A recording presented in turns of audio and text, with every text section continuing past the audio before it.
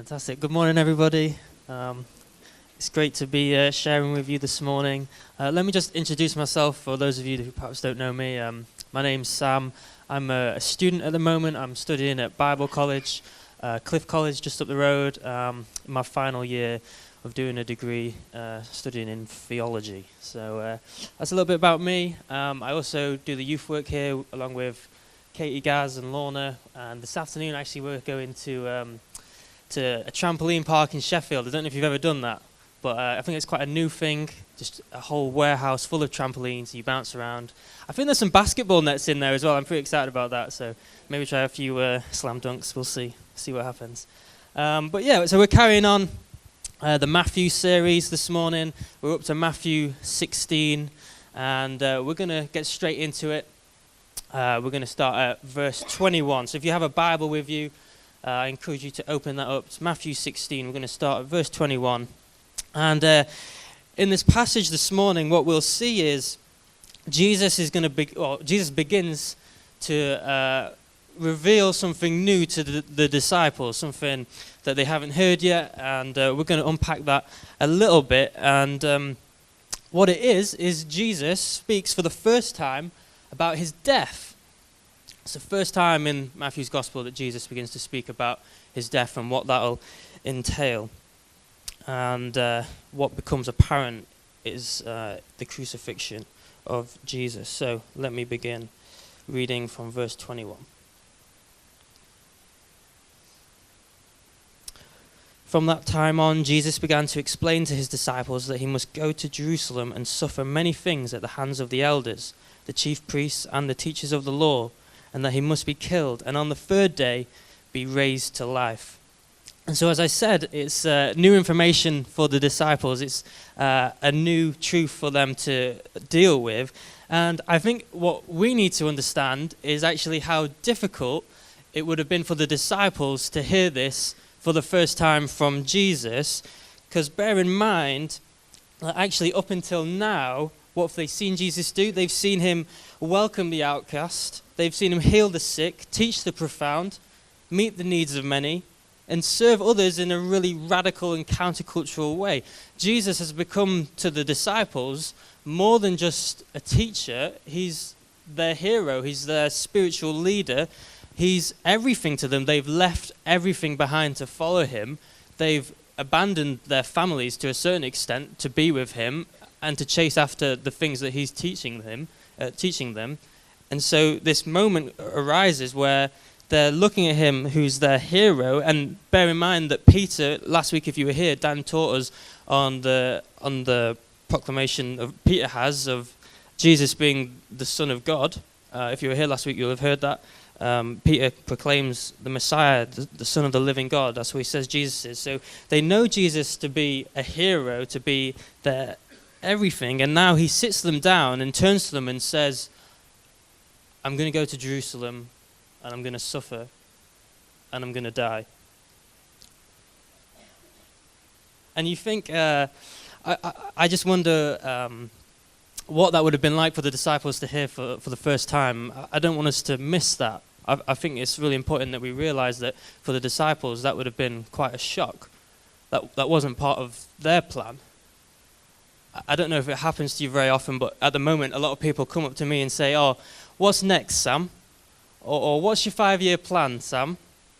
Where do you see yourself after your degree's finished? What are you going to do next? I'm in my final year, so those questions are coming more and more regularly.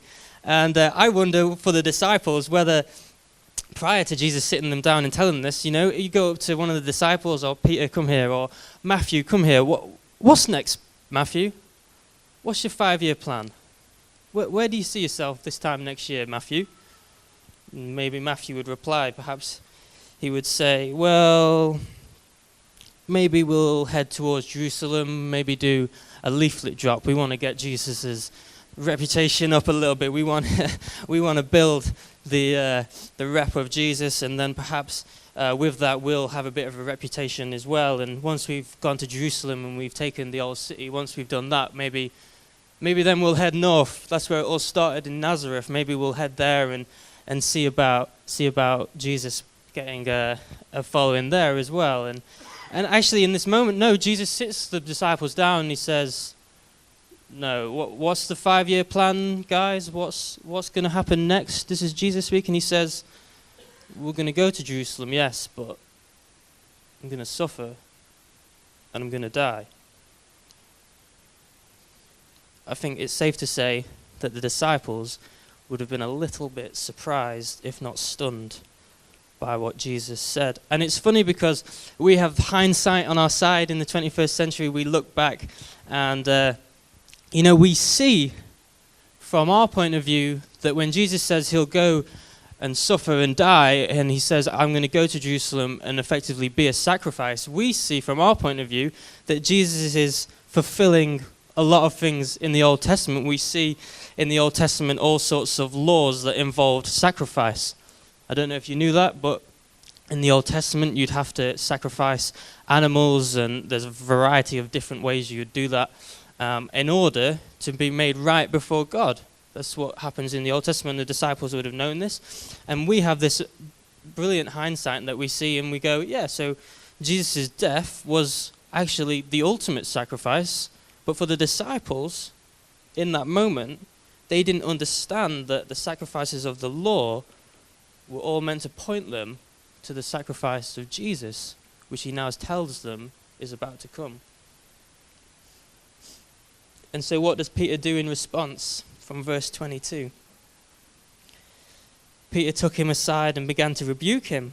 Never, Lord, he said, this shall never happen to you. And I just want to point something out here. I was reading this a few times, and it's the nature of Peter's rebuke. Because the Bible tells us that Peter took Jesus to one side and to tell him that it would never happen to him. And yet Jesus responds in such a harsh way to Peter. Verse 23, we carry on. Jesus says to him, get behind me, Satan. You're a stumbling block to me. Do not have in mind the concerns of God, but merely human concerns. There's no dialogue from Jesus, no conversation, no nothing. Just a really harsh rebuke. And it's a little bit odd because from Peter's point of view, who, bear in mind, he's probably feeling pretty good about himself because he's just nailed the answer on the head in the previous passage where he's just proclaimed Jesus as the Son of God. So he's probably feeling pretty good. And so he's taken Jesus to one side and said, Jesus, this isn't going to happen. You're talking rubbish. This isn't right. And so Jesus rebukes him really, really quite harshly. And what's that about? Why does Jesus do that? Why is there such a firm response from Jesus? What actually seems to be a nice gesture from Peter. And I think we learn two things from this. I just want to say two things from that encounter between Jesus and Peter. The first, I think we see in Jesus. Jesus is so set on the will of the Father that any glimpse of discouragement, any glimpse of persuasion away from the Father's plan, he just halts, just completely destroys. Any sign of a little bit of temptation, which quite frankly, that's quite tempting. It's not a public thing that Peter's done. He's taken Jesus to one side and said, this isn't right. And in that moment, Jesus could easily have gone, actually, I don't know. Maybe you're right, Peter. But no, Jesus just destroys him. It's harsh. But what is it? It's temptation just trickling through ever so slightly. And so Jesus absolutely destroys it. He does not give it a chance to fester at all.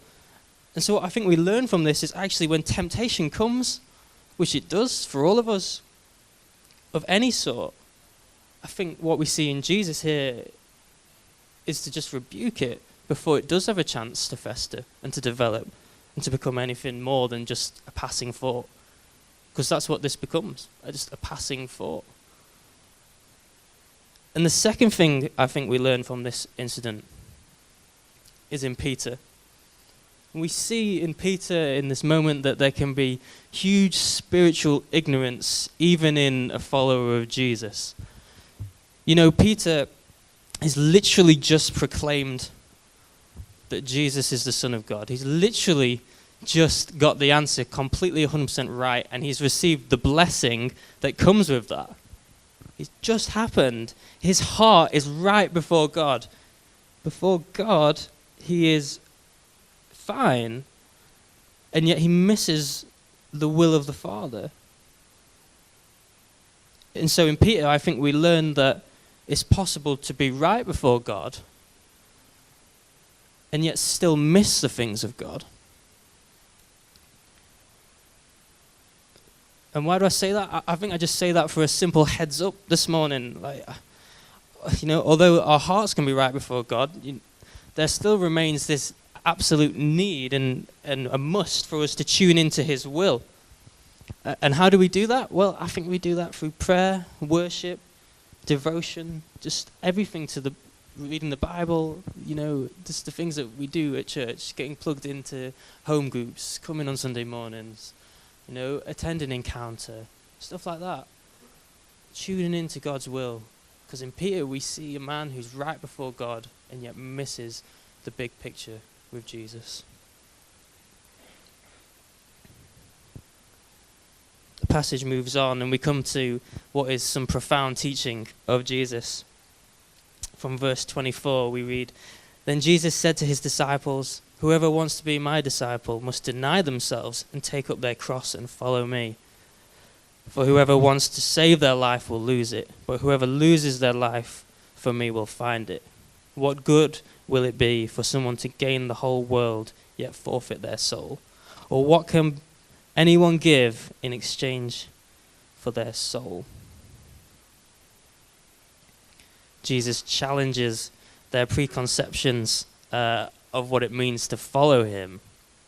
Jesus has explained that he must go to Jerusalem and suffer, and he must endure the suffering and then die. Only now Jesus changes the emphasis. Do you notice that? Jesus changes the emphasis of the suffering. He takes it away from himself and puts it onto the disciples. Having explained the burden of the cross, Jesus now calls the disciples to that very same burden.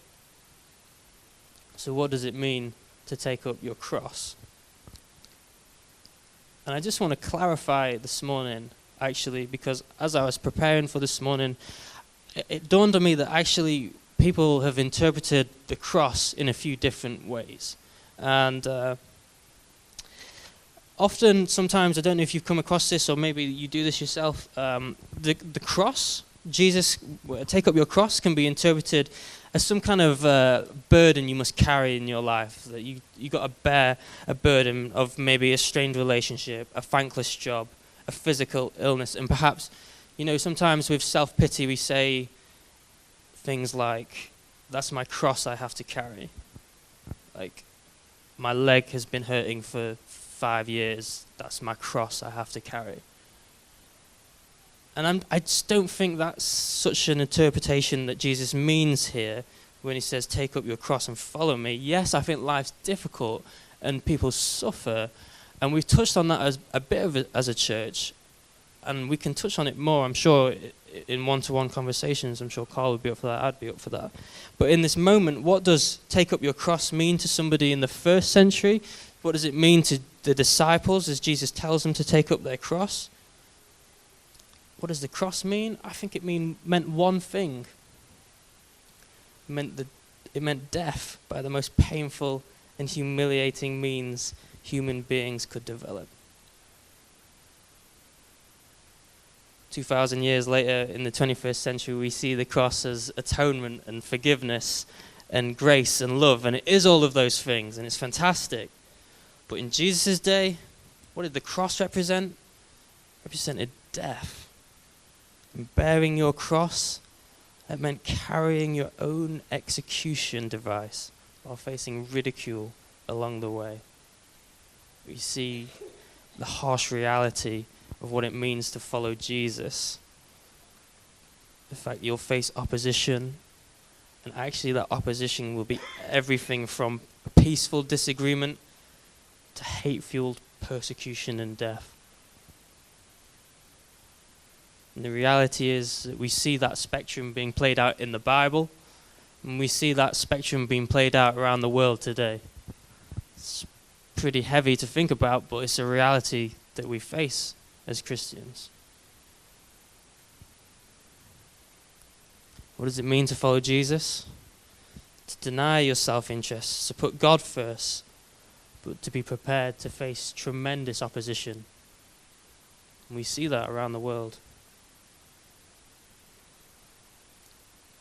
Why? Why do that? Why? What makes it worth it? Jesus answers the question. I love it when Jesus just answers the question for us. 26. What good will it be for someone to gain the whole world yet forfeit their soul? Or what can anyone give in exchange for their soul? For the Son of Man is going to come in his Father's glory with his angels, and he will reward each person according to what they have done. Jesus puts the emphasis on your soul as the reason for bearing a cross. I don't know what you think of when you hear the word soul. I feel like everyone has a different opinion on what that might be. In the Bible, often the soul is referred to as your heart. Maybe that's an easier way of thinking about it. And why does Jesus put such an emphasis on our soul? Why does he use our souls as justification for taking up your cross, for facing hate-fueled persecution? I think Jesus says it's going to be tough out there. But at the end of the day, it's worth it. Because actually, when all's said and done, when your life's over, which is a reality for everyone, it's your soul that remains. That's all that's left. So Jesus says it's going to be tough. You're going to face opposition. But actually, it's your soul that I'm interested in. When all's said and done, your soul will be with him for eternity. That's why it's worth it. That's why I take up your cross.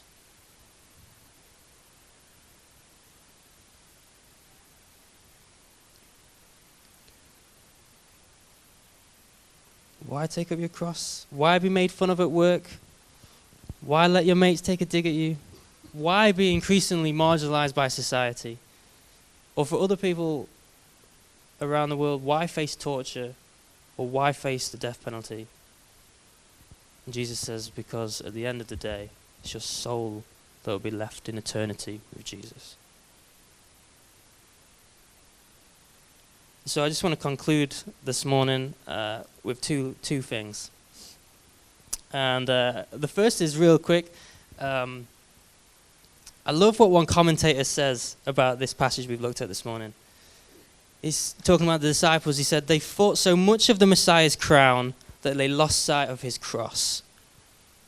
The disciples thought so much of the Messiah's crown that they lost sight of his cross.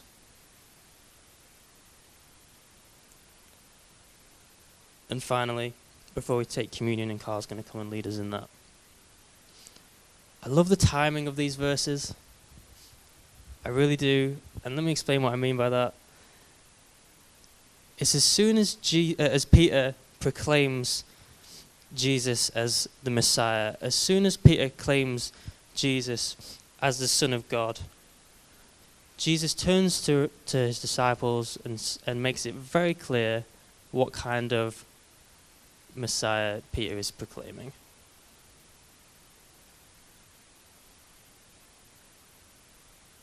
He proclaims that he's a Messiah that stoops to conquer, a Messiah whose suffering is beyond human imagination. It's a Messiah that will outstrip any social or political dimensions. In verse 21 it says, when on the third day he'll be raised to life.